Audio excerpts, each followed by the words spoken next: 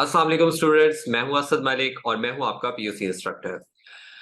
पिछले लेक्चर में हमने आपके साथ डिस्कस किया था चैप्टर 1 का जो था ह्यूमन एक्टिविटी से रिलेटेड। आज हम इस लेक्चर में बात करेंगे कि बुक क्वेश्चंस को डिस्कस करेंगे और बताएंगे कि किस तरीके से आपके पेपर में सवाल आ सकते हैं और आपने क्वेश्चंस को किस तरीके से सॉल्व करना है।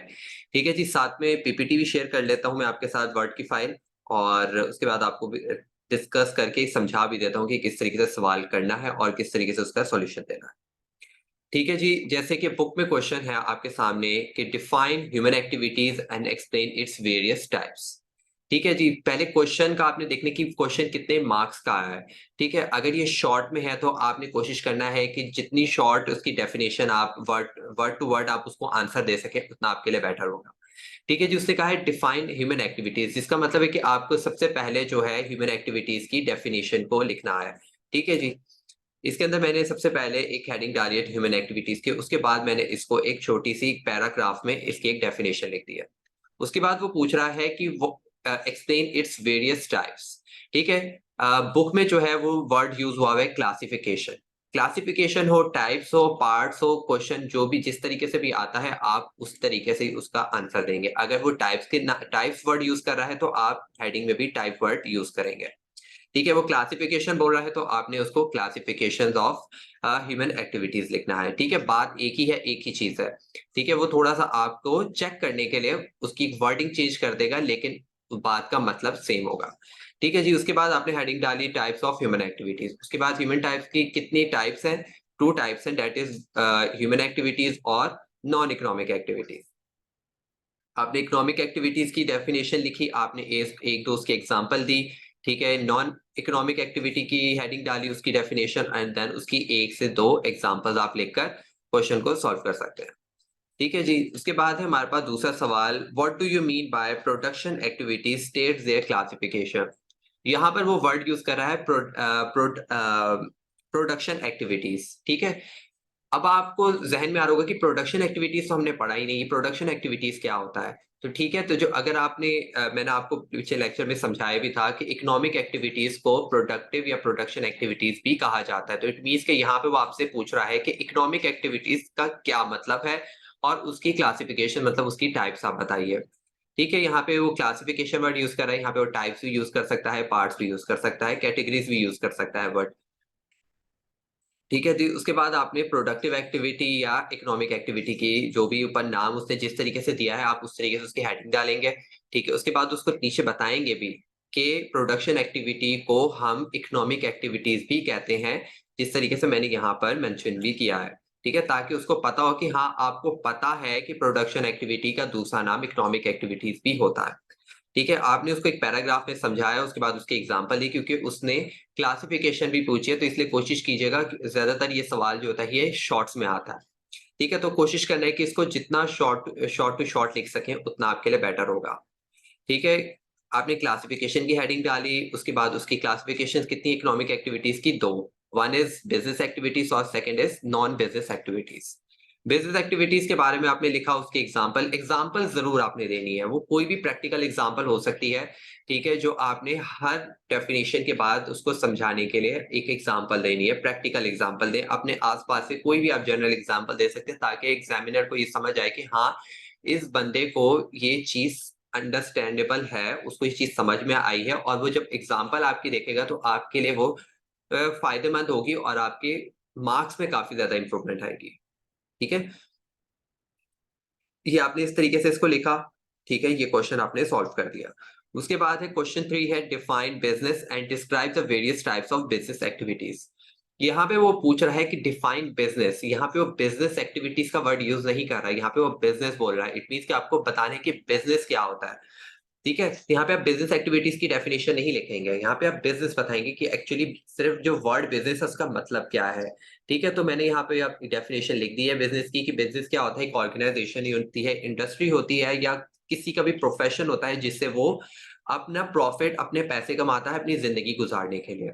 लेकिन ऐसा नहीं है कि सिर्फ़ बिज़नेस जो है सिर्फ़ वो नफ़ा के लिए ही कमाया जाए, बहुत सी कंपनीज़ ऐसी भी होती हैं जो नॉन प्रॉफ़िटेबल कंपनीज़ होती हैं, जैसे कि ट्रस्ट हो गए, जैसे कि मैंने आपको एग्ज़ाम्पल दी नीचे, ईदी सेंटर के सैलानी वेलफेयर, शौकत खानम, ये ऐसी ऑर्गेनाइजेशंस हैं जो कि नॉन प्रॉफिट बेस पे काम करती हैं, ठीक है?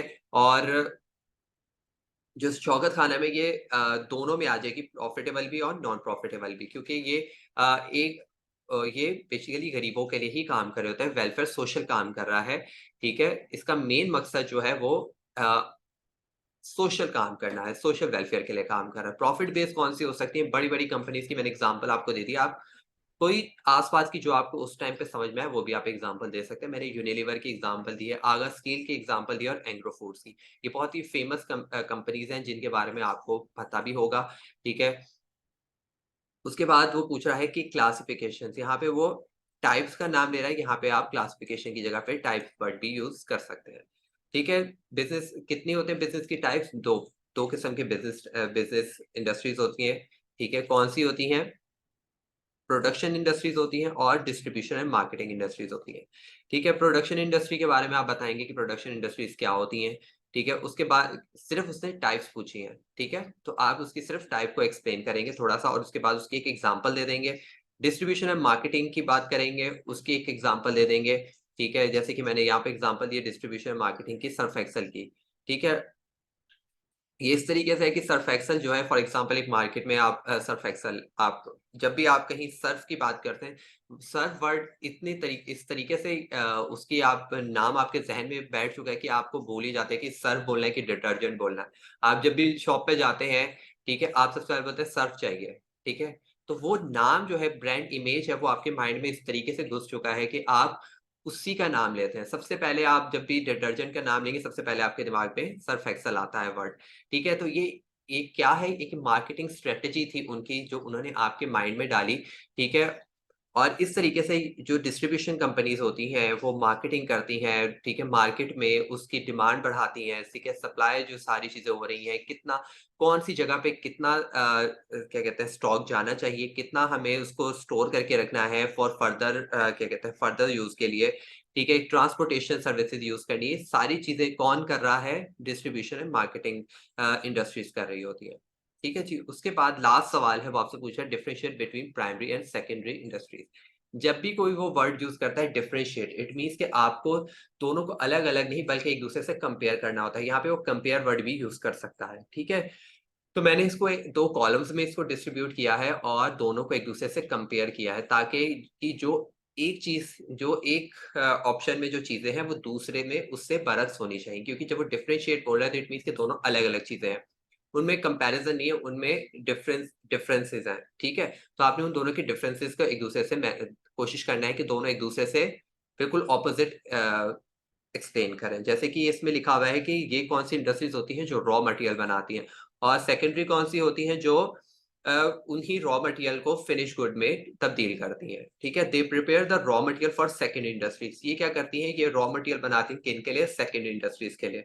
और सेकंड इंडस्ट्रीज़ क्या करती हैं? उन्हीं रॉ मटेरियल को लेकर आगे प्रोडक्शन प्रोसेस में उसी चीज़ों को यूज़ करती हैं। प्राइमरी इंडस्ट्रीज़ जो होती हैं, वो इंडिपेंडेंट होती हैं, ठीक है? वो उनको किसी की ज़रूरत नहीं पड़ती, बल्कि सेकेंडरी इंडस्ट्रीज़ जो होती है, उनको प्राइमरी इंडस्ट्री की ज़रूरत पड़ती है, जब तक रॉ मटेरियल तैयार नहीं होगा, फिनिश गुड्स नहीं तैयार हो सकते। ठीक है जी? इसके बाद उनकी मैंने एग्ज़ाम्पल्स भी नीचे लिख दी हैं। तो इस तरीके से आप अपने एग्ज़ाम में अपने आंसर्स को सॉल्व करेंगे। आई होप कि आपको समझ आ गया होगा। पास्ट पेपर्स में इनके इतने क्वेश्चंस मौजूद नहीं थे, तो जो मैंने आपके लेकिन ऐसा नहीं है कि ये क्वेश्चंस आ नहीं सकते। आपको कोशिश करना है कि इन सबको गो थ्रू करें, क्योंकि बहुत ईज़ी भी हैं और बहुत आसानी से आप इनको सॉल्व भी कर सकते हैं पेपर में। बाकी हमारे लिंक आपको नीचे दे दिया गया है यूट्यूब का। आप बाकी हमारे वेबसाइट पे भी हमें विज़िट कर सकते हैं www.vtuitions.com पर। ठीक है? हमारी व्हाट्सऐप पे भी हमारी कम्युनिटी है, वहाँ पे भी आप अपने हमें जॉइन कर सकते हैं। हम सोशल मीडिया पे भी मौजूद हैं, फ़ेसबुक, इंस्टाग्राम, लिंक्डइन ट्विटर और टिकटॉक पे भी।